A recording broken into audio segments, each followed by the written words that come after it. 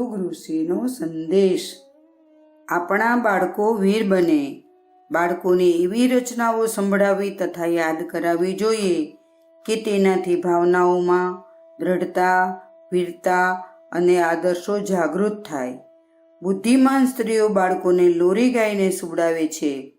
તે લોરીઓમાં ભય નહીં, પરંતુ પ્રેમ, શ્રદ્ધા અને વીરતાની વાતો હોય છે। ભૂત વગેરેની અંધવિશ્વાસ ભરેલી વાતોથી બાળકના મનને તેઓ નિર્બળ થવા દેતી નથી।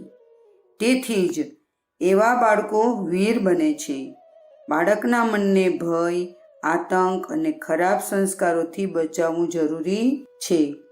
બાળકોને તંદુરસ્ત રાખવાની સામાન્ય માહિતી દરેક માતા પિતાને હોવી જોઈએ। આહાર વિહાર, રમતગમતના નિયમો તથા સુવ્યવસ્થાની જાણકારી જો પોતાને ન હોય તો પોતાના મિત્રો કે પડોશીઓ પાસેથી શીખી લેવી જોઈએ। જો બાળકનું વજન દર મહિને વધતું રહેતું હોય, તેનો શ્વાસોચ્છ્વાસ નિયમપૂર્વક ચાલતો હોય, ઊંઘતી વખતે તેને કોઈ પ્રકારની તકલીફ ના થતી હોય અને ખૂબ ગાઢ ઊંઘ આવતી હોય, દિવસમાં એને 1 કે 2 વાર જુલાબ થતો હોય, તો સમજવું જોઈએ કે બાળક સ્વસ્થ છે અને તેને કોઈ શારીરિક બીમારી નથી। બાળક જો અસ્વસ્થ હોય તો તે કરમાયેલું રહે છે, રમતું નથી અને તેનું વજન પણ વધતું નથી। આ તથા આવા બીજા કારણો જો જોવા મળે તો તરત જ તેનો ઉપચાર કરવો જોઈએ। ઘરના બેઠક રૂમમાં શિવાજી, રાણા પ્રતાપ, ગુરુ ગોવિંદસિંહ, રણજીતસિંહ, સુભાષચંદ્ર જેવા વીર પુરુષોના ચિત્રો રાખવા જોઈએ। જ્યારે સમય મળે ત્યારે બાળકોને તેમના વિશે ઐતિહાસિક વાતો સંભળાવવી જોઈએ।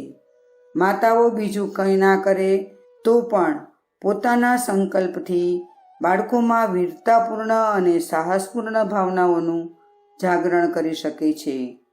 બાળકને દૂધ પીવડાવતી વખતે એવી ભાવના કરવી જોઈએ કે મારા સ્તનોનું આ જે મધુર દૂધ બાળકના શરીરમાં પહોંચી રહ્યું છે, તેનાથી તેનું શરીર, મન અને આત્મા બળવાન બની રહ્યા છે। મારો પુત્ર કર્ણ, અર્જુન, અભિમન્યુ, રામ, ભરત, ગોરા, બાદલ, ફતેહસિંહ, જોરાવરસિંહ વગેરેની જેમ શૂરવીર અને શક્તિશાળી બનશે। તે ધર્મનિષ્ઠ બનશે।